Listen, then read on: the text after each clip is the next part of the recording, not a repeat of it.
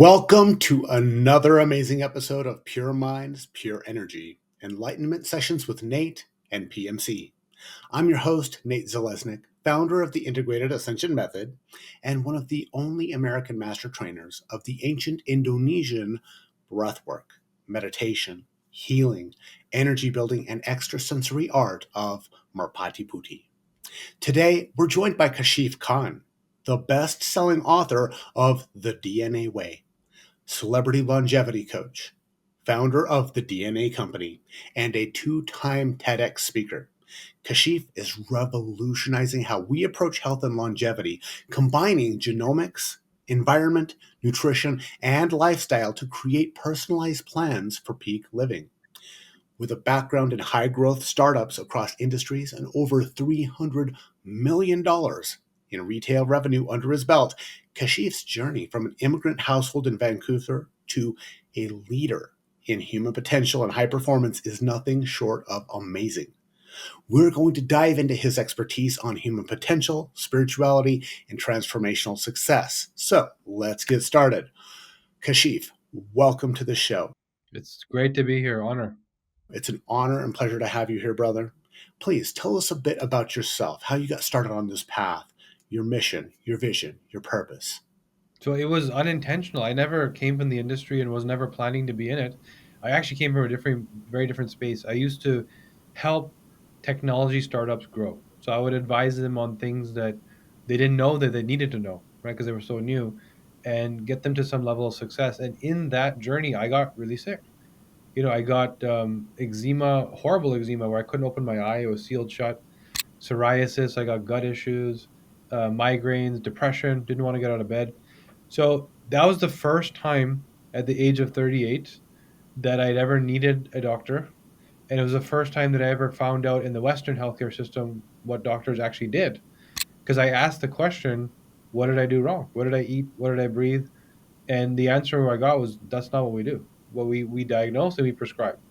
Right. And so that set me off on this journey of discovering true root cause healing medicine, my body, my mind, my spirit, all of it, and learning that there's so much that I didn't know. That's incredible. So, for you, what was really like the defining moment, the experience that led you to really specialize in your specific field for genomics and for everything that you're doing right now? So the big aha moment was, yeah, I couldn't resolve. Although I started to learn through things like traditional Chinese medicine, naturopathy, homeopathy, how to feel better, I didn't understand what went wrong. And I one day, through my own genetic profile, found a gene called GSTM1. GSTM1. And when I looked into my code, it was missing. I didn't have the gene.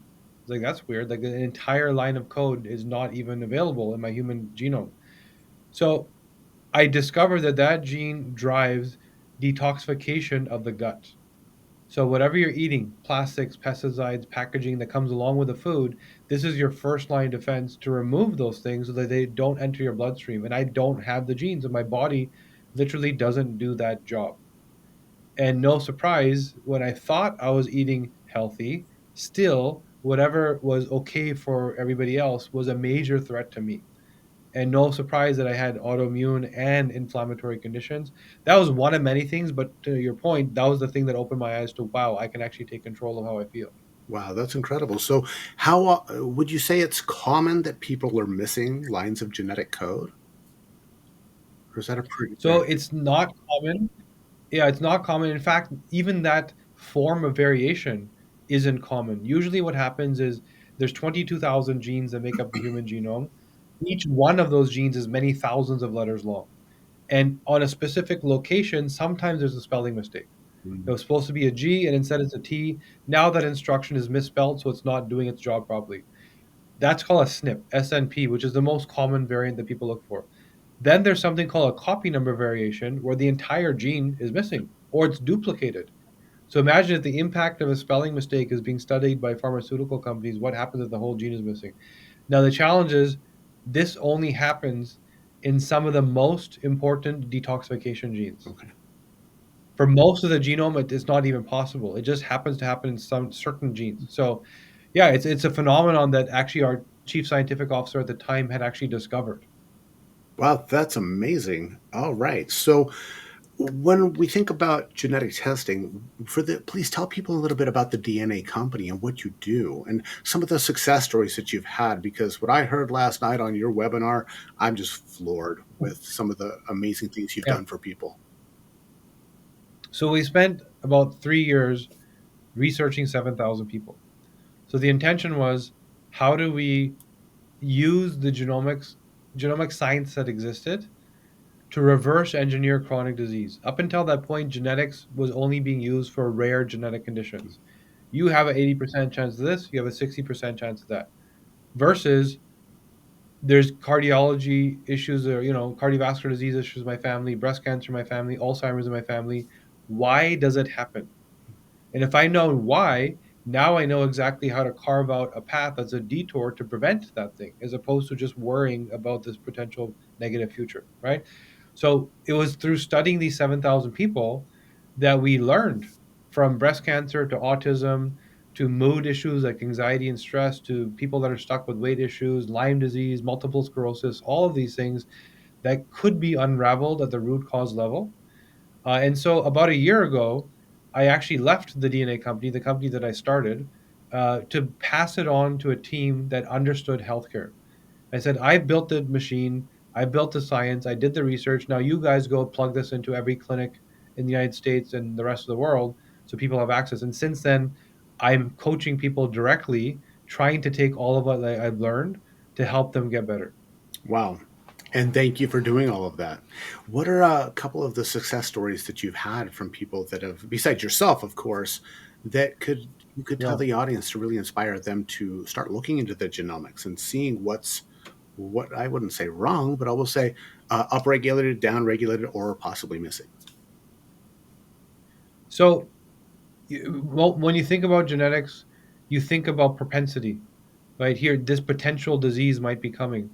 Let's break down how it's so much more than that and so much more directionable and actionable, what we call functional genomics. So the number one thing that people say to me when I talk to them about genetics and when they hear it for the first time is, I don't want to know if I'm getting Alzheimer's, right? I just prefer not to know. And that's usually what they say. It's very common, so for some reason. So, but I also get it. It's like, why would you want to know and have anxiety over this potential horrible future, right? So what I tell them is, the genes that give you that answer are being misinterpreted. Yes, a scientist will tell you that, but that doesn't mean it's a prescription for the disease.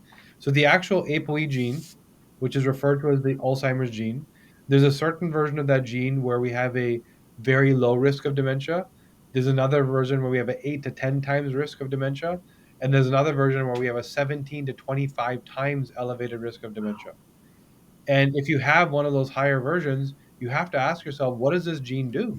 How does it cause dementia? So this gene is responsible for moving cholesterol, lipids in your body, transport. It's a transport tool. And if you have a bad version of the gene, you don't do a good job of transport.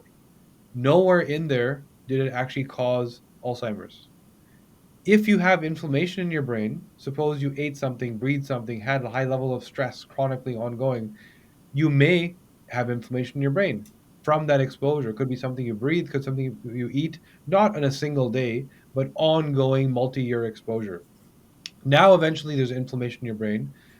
Your body will actually deploy cholesterol to your brain to fix the inflammation. That's what it does. And it's a very beneficial hormone that fixes things.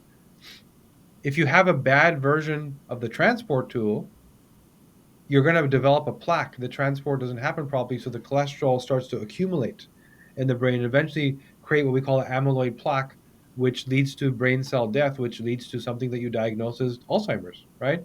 So really, the disease-centric science we have, science is studied in the context of people that are sick, so that we can make medication, versus studying healthy people to ask, why did they not get sick? What did they do right?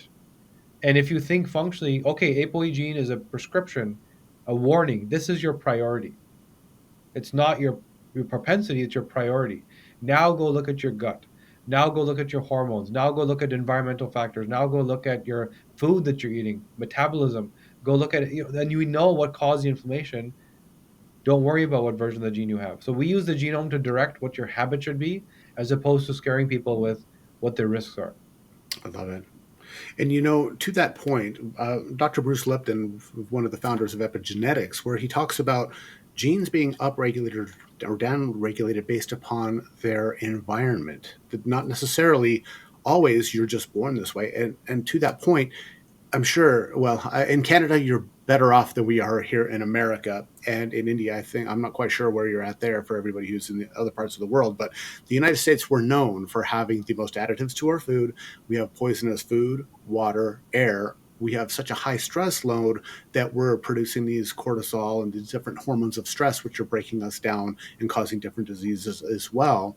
And then we have our EMF, we have our 5G, we have all these different things that are bombarding us with different frequencies that the human organism did not evolve to actually handle. If you think about it, 30,000 years ago, we'd get up, we'd go grab our spear, kill a little animal, eat it, go back to our home, our cave or something, hopefully have the opportunity to make more of us, and then go to sleep and rinse and repeat. That's how our body Yep. really was designed. And so now we have so much bombardment by our environment and even our internal environment that looking at what we can do, that's why I really suggest everyone go look at the DNAcompany.com, Kashif's company, because we all have these genes and we have a higher incidence of cancer, higher incidence of asthma, higher incidence of diabetes, Alzheimer, type 3 diabetes up in Canada. Well, they won't really admit that here in the United States, I think, not quite yet. But there are all these different things that are not, we're not born with them. Now, if you're born without legs, guess what? You don't have the genetic marker to have legs. You don't have legs, but you can have a prosthetics, but growing them back, maybe that's something we can do in the future. But Kashif, when it comes down to people looking at what they can do as far as their environment right now, as far as what they can do for their food, for their water, for their air, what are some tips and some suggestions that you could give the people out there if they're able to make those changes to do so? Yeah, I would say you have to understand that the context that you live in today is very different than grandma and grandpa's reality, right? Yeah. Things have changed a lot. We have 144,000 chemicals have been added to humanity since the 1970s. Things have changed a lot, Whoa. right? And most of that is around food preservation and production, flavors, preservatives, etc. A lot of it also has to do with your personal care products. So there's a study that just came out of this university in Belgium that says that the indoor air quality of our North American homes are now 4 to 5 times worse the outdoor pollution because of the amount of personal care products with fragrances, chemicals, the fabric softener, the soap, shampoo, perfumes in a drywall home that doesn't breathe, right? We never open the windows, etc.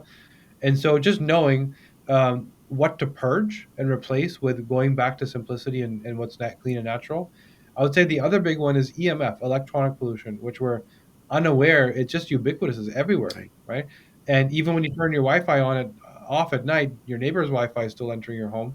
So what is your strategy around neutralizing EMF or potentially, using PEMF, pulse electric magnetic frequency to mitigate and make yourself feel better and heal yourselves? And I think you nailed it in terms of stress, which is, there's a study that was done by Harvard where they looked at all these centenarians, people that are 90 plus, and they said, what's the one thing that these people did, that they all did, that we didn't expect was the thing that they were doing, right? And they said that all of these people had a very low number of very high quality relationships, Mm. which meant that they were surrounded by love, oxytocin, and pleasure, not stress, anxiety, and trauma, right? And so this is a constant in the background inflammatory insult of cortisol, which we don't think about. Now, if we talk about mood and behavior and how the brain works, we're all different. And if I have your DNA, I can describe your personality to a T. I can tell you if you were meant to be a doctor, a lawyer, or if you're meant to be an entrepreneur, it's already hardwired in here, right? And so knowing how some of us overreact to stress, some of us underreact and burn ourselves out, some of us give too much meaning to things. Some of us believe a little too easily. Some of us don't believe at all. The genetics of that is very clear, the neurochemicals that drive those perceptions. So I would say one big area, in fact, everyone that I coach on a personal level, it doesn't matter what they came for. I always start with their brain. Always. I say until we resolve how you think and perceive, it doesn't matter what we're trying to fix. It's not going to work. We always start here.